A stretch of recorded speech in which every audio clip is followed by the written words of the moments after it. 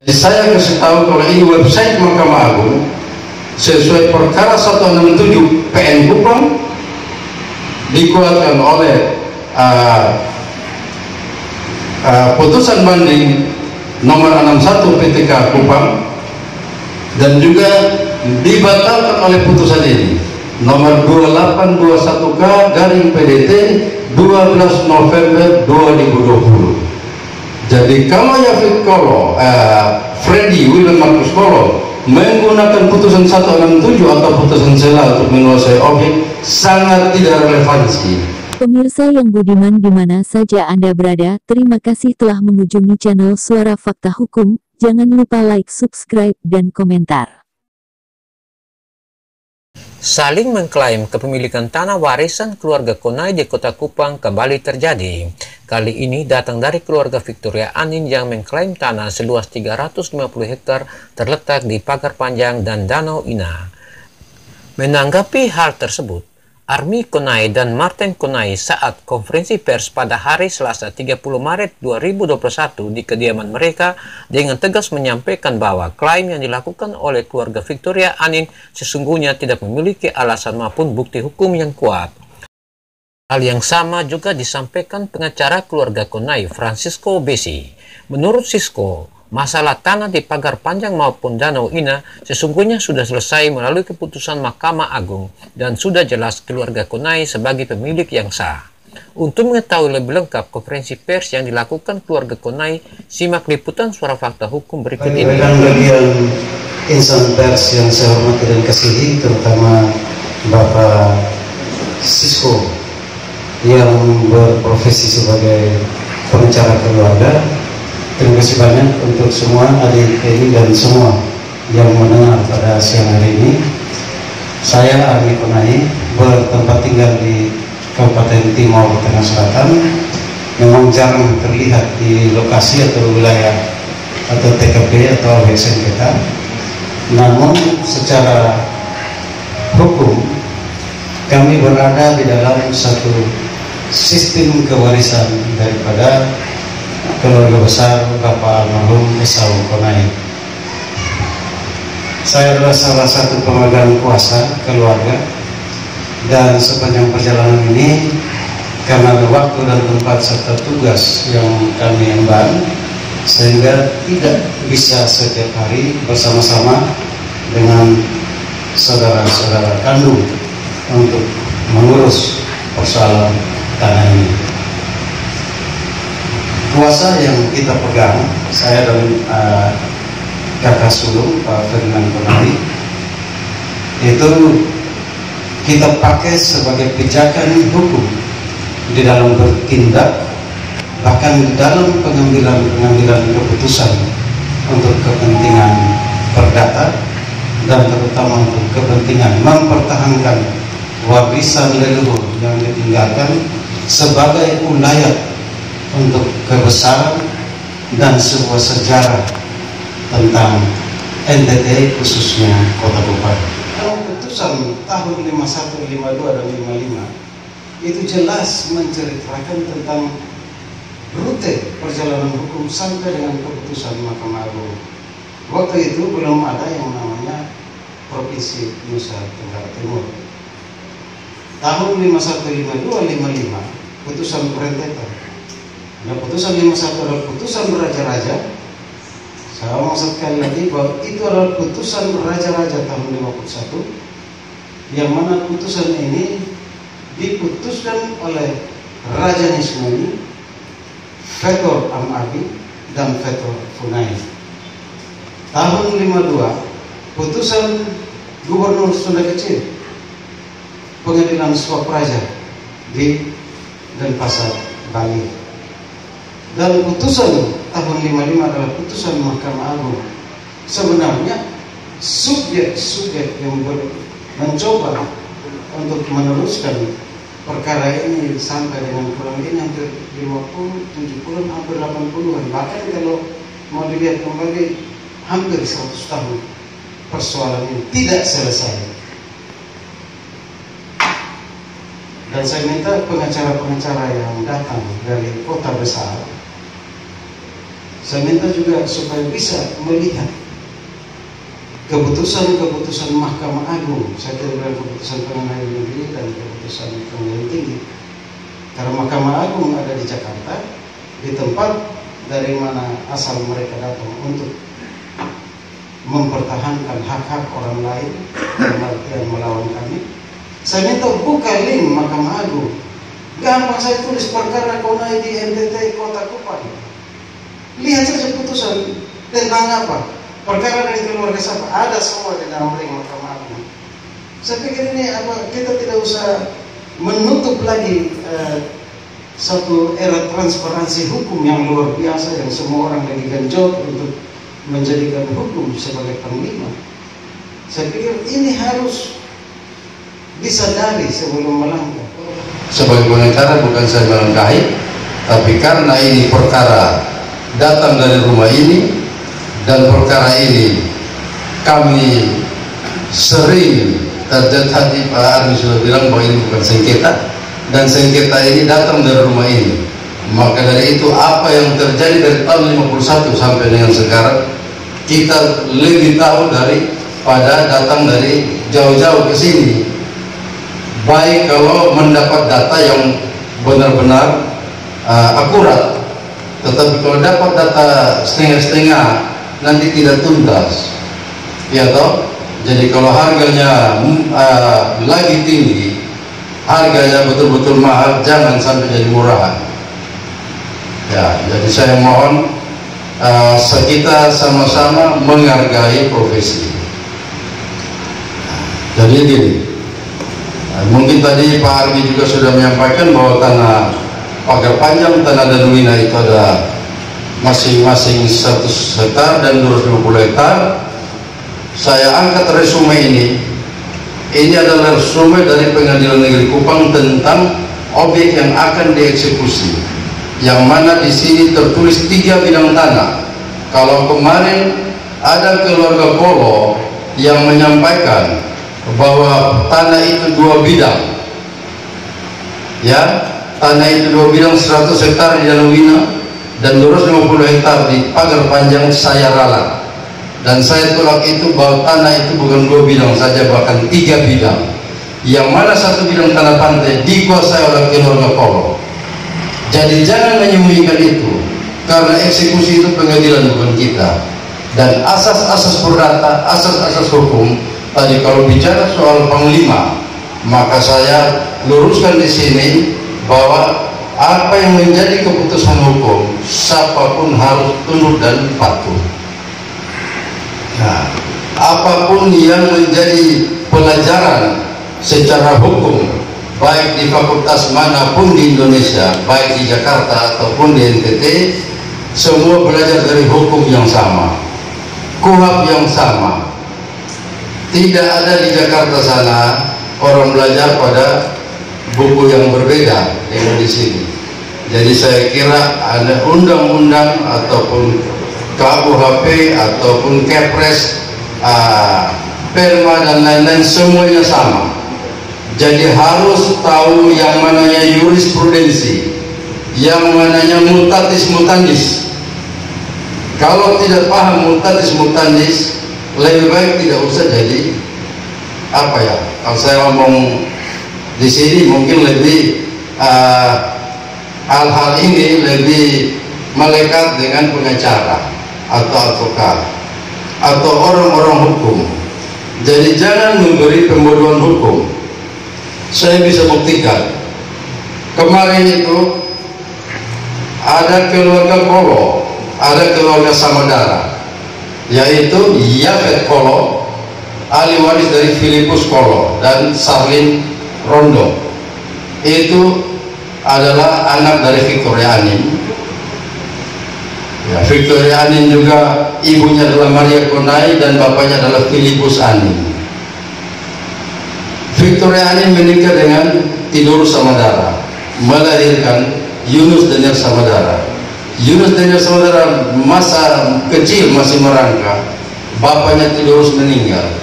Maka Victoria Anin menikah lagi dengan orang bernama Esau Kolo. Dari Esau Kolo lah muncul Filipus Kolo. Nah, maka dari Filipus Kolo bisa menikah dengan Salim Rondo dan melahirkan anak bernama Yafet Kolo, ya toh. Lalu Yunus Daniel Samadara, saya kurang tahu istrinya siapa, tapi kemarin muncul di situ ada Tidora atau Tidor gitu, Frans Samadara dan Adriana Samadara. Saya sangat bersyukur bahwa Victoria Anin hanya menikah Tidor Samadara dan Filipus Kolo. Kalau seandainya dua-dua sudah meninggal, lalu katakan Victoria Anin kawin lagi dengan Valentino Rossi dari Italia, maka mungkin saja warga Italia juga bisa mengklaim tanah Danudan tanpa panjang. Kalau putusan yang kita pegang itu Samadara dan Kolo perkara yang kita bukakan di tahun 2005, itu putusan nomor 70 dikuatkan dengan putusan PTK nomor 93, dikuatkan dengan putusan Mahkamah Agung 15 April tahun 2005, nomor register 1293. Tahun 1960 setelah NTT terbentuk tahun 58 dan tanah-tanah suku harus didaftarkan melalui Land From tahun 60. Semua orang pasti tahu itu. Kenapa kita tidak daftar tanah ini kepada pemerintah pada saat itu? Karena kami sudah pegang putusan hukum yang tidak butuh lagi Land From. Tapi kalau ada tanah-tanah Kolo yang didaftarkan lewat Land From ini sangat naif. Mungkin saudara-saudara bisa lihat dari jauh, tapi saya kasih tahu, kalau yang namanya kemarin ada muncul Kolo et Uf dari Freddy Wilman Marcus Kolo, itu saya tidak tahu Esau Kolo punya keluarga atau siapa dia. Jadi saya kasih tahu kalau perkara perdata menyatakan diri sebagai ahli waris atau tuan tanah dalam perkara apapun sebagai perkara perdata harus intervensi. Karena pada tahun 2017 penggugat 1 Octavianus Naimano, penggugat 2 Freddy Wilman Marcus Kolo, penggugat 3 Senta Foki menggugat kompleks Undana Kupang dengan pengacara Bilda Torino Konak. Dalam putusan itu, putusan sela, karena kita intervensi, ada hak kita di situ. Ada hak kita di dalam undana itu pada 100 hektar dan 250 hektar tanah Lasiana dan Pagar Panjang. Kenapa saya katakan kedua itu? Karena berbatasan antara Lasiana dan Oisapa, di mana danau ini adalah Lasiana, Oisapa adalah tanah Pagar Panjang. Jadi yang harus menggugat undana adalah kita, keluarga Konai, bukan Kolo. Kalau muncul keluarga Kolo yang hanya menebeng dengan Yafet Kolo, saya kasih tahu, kalau intervensi itu saya tolak dan mereka menuntut pada PN Kupang dalam putusan Pengadilan Negeri Kupang, mereka menuntut undana harus bayar mereka 85 miliar. Undana kalah dan undana banding sampai tingkat banding sesuai putusan 61, mereka tuntut lagi naik dari 127,5 M. Nah, pada saat sampai ke tingkat kasasi Mahkamah Agung membatalkan iudex facti. Nah, jadi saya kasih tahu kalau ini website Mahkamah Agung sesuai perkara 167 PN Kupang dikuatkan oleh putusan banding nomor 61 PTK Kupang dan juga dibatalkan oleh putusan ini nomor 2821K garing PDT 12 November 2020. Jadi kalau Yafet Kolo, Freddy Wilman Marcus Kolo menggunakan putusan 167 atau putusan sela untuk menguasai objek, sangat tidak relevansi. Karena putusan tersebut yang pertama adalah putusan sela, itu bukan putusan ikrar atau berkekuatan hukum tetap. Putusan yang digunakan adalah putusan akhir Kalau Mahkamah Agung membatalkan yudikat fakti PN dan PT, maka saya kira semua adalah cacat hukum. Digunakan berarti telah menggunakan dokumen yang cacat hukum, cacat formil.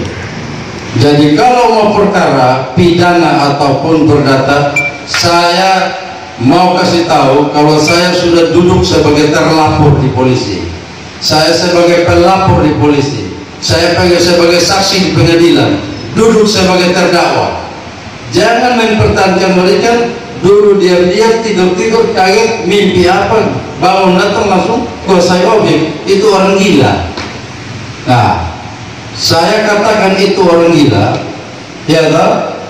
Jadi kalau seandainya mengklaim dengan secara tidak benar, kita tolak. Saya ulangi lagi, mohon maaf tadi saya lupa. Kalau objeknya Yunus Kolo et al. Ada di Pensui Timur berdasarkan surat mereka tanggal 13 Januari tahun 82. Objeknya di Pensui Timur. Ingat baik-baik, objek Yunus Kolo et al. 65 hektar tanah kering ada di Desa Pensui Timur sesuai surat yang ditandatangani oleh Bernardus BA tanggal 13 Januari tahun 82. Tetapi sayangnya kesian, ini SK pemekaran Bupati Ibrahim Meka, di mana Desa Pensui Timur baru dimekarkan pada tanggal 14 Juli tahun 2003. Maka dokumen yang 13 Januari 2082 itu saya anggap dokumen palsu yang digunakan pakai sebagai bukti dalam menggugat undangan.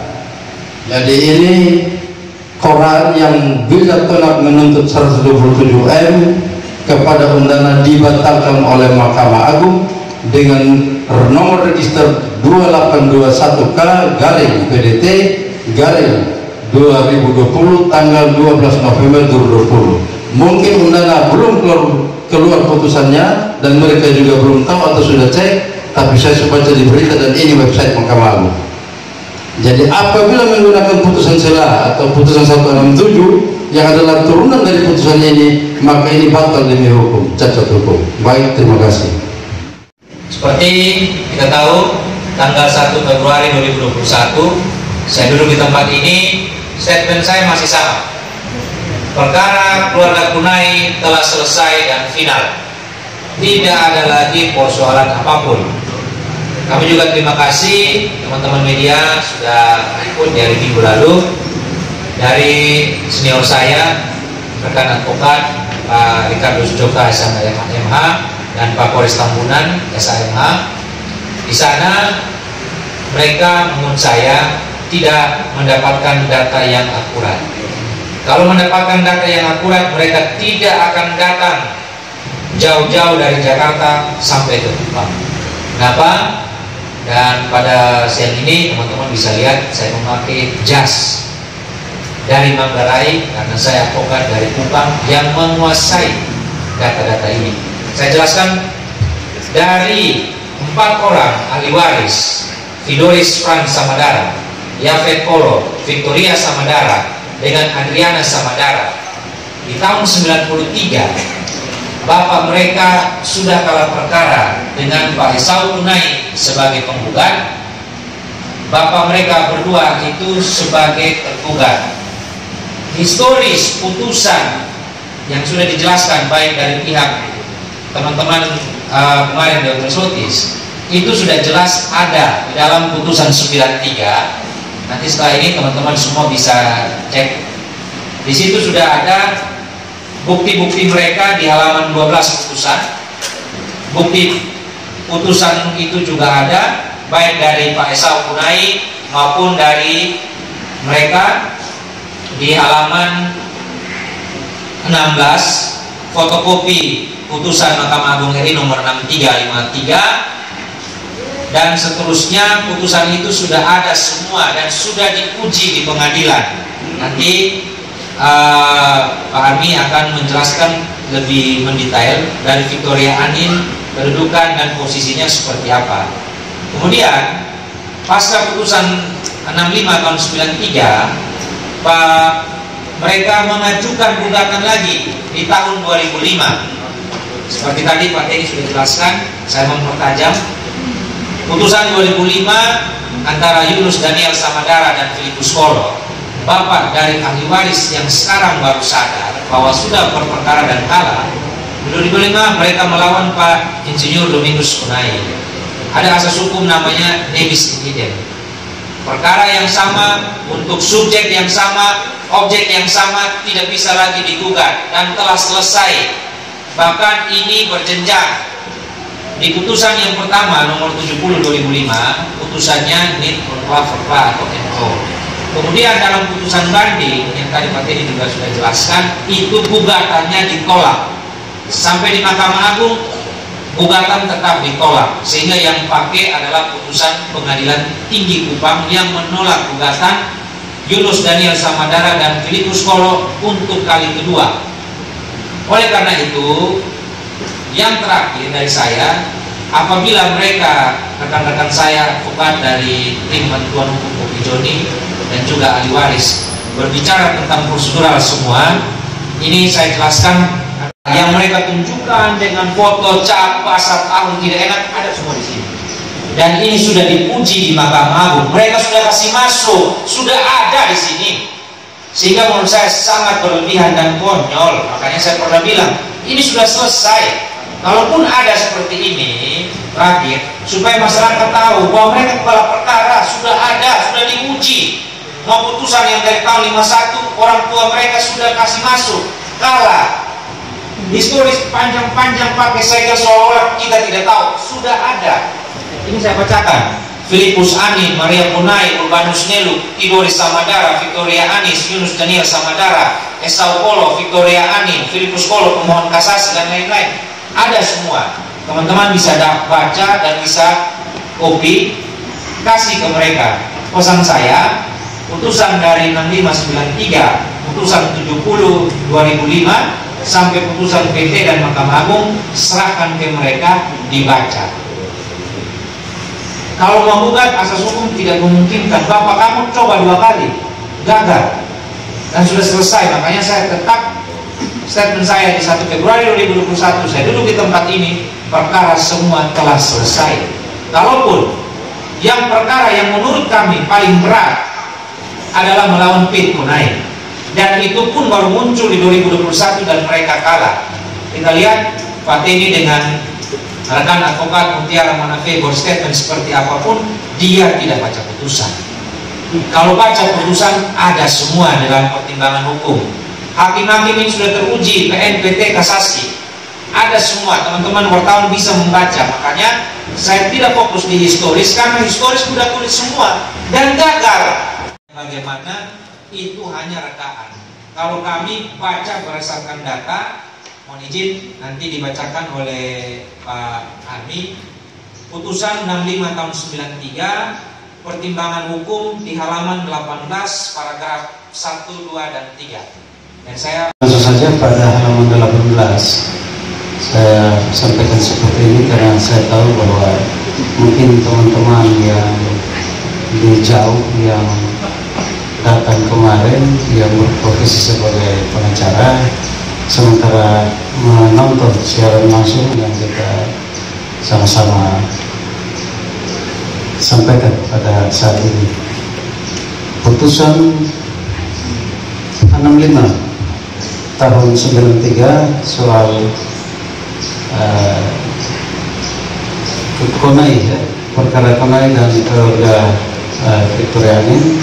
Jadi pada halaman 18 keputusan Pengadilan Negeri menimbang bahwa kemudian pengurusan tersebut dilanjutkan oleh Maria Konai dan Victoria Anin, menimbang bahwa menurut hukum adat Timur bahwa tentang harta suku Indukasi, harta suku Konai anak perempuan hanya diberi hak menikmati saja sementara hidupnya, semasa hidupnya, yang dalam istilah hukum adat orang Timur disebut uki susu. Dan setelah meninggal, harta berupa tanah tersebut kembali kepada marga Konai. Menimbang bahwa oleh karena itu Maria Konai atau Ibu Victoria Anin kedudukannya terhadap harta benda Yohanes Konai 1 yang menjadi objek sengketa perkara perdata nomor 8 tahun 1951 adalah sekedar hak menikmati saja atau uki susu dan tidak boleh diwariskan kepada anak-anaknya. Menimbang bahwa menurut hukum apabila seorang dengan sukarela mengikatkan dirinya untuk mengurus harta benda orang lain tanpa diketahui oleh orang yang di atas kepentingannya itu, maka ia harus memikul segala kewajiban yang seandainya ia kuasakan dengan surat pemberian kuasa yang dinyatakan dengan tugas. Dinyatakan dengan tugas itu sesuai dengan BW 1354. Sekiranya ini sementara, nanti lain-lain. Ini Mahkamah Agung 55. Nah, teman-teman bisa datang, saya tidak kasih untuk kopi karena ini tidak bisa disentuh. Ini hanya bisa disentuh oleh orang-orang yang berdarah perang. Baik, sampai ini.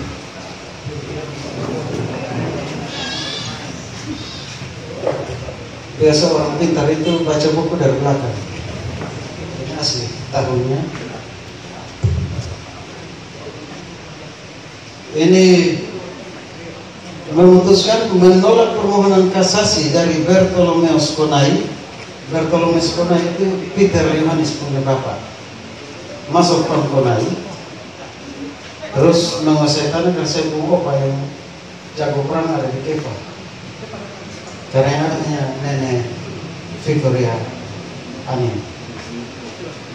Menolak permohonan kasasi dari Bartolomeus Konai, menghukum penggugat untuk kasasi dan membayar biaya. Dalam tingkatan ini ditetapkan banyaknya Rp 57,75 sen.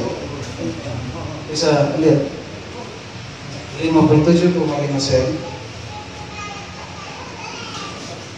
Ini tidak pernah keluar ini. Stempelnya masih bagus. Kita simpan rapi. Hari ini saya percaya kita semua orang-orang yang sakral. Media pun adalah satu penegak hukum, salah satu instrumen penegak hukum. Saya minta supaya teman-teman dari Jakarta atau Biltonak juga, Biltonak satu kelas, saya kita kualitas sama. Cuma saya sudah untungnya ketua provinsi 2 kali, wakil bupati sekitar. Kalau Biltonak belum untung apa-apa. Kami satu kelas, satu perguruan. Kita sama-sama kimprat. Dan selanjutnya membayar biaya. Dalam tingkatan ini ditetapkan banyaknya 57,75 sen. Demikian putusan ini dalam rapat permusyawaratan hari Selasa tanggal 19 Juli 1955 oleh Mr. R. Wijono Progo Cikoro, Ketua, Sultan Kali Malikul Adil, dan Mr. M.H. Tirta Amijaya, hakim-hakim anggota, dan diucapkan dalam sidang terbuka pada hari Rabu tanggal 31 Agustus 1955 oleh ketua tersebut.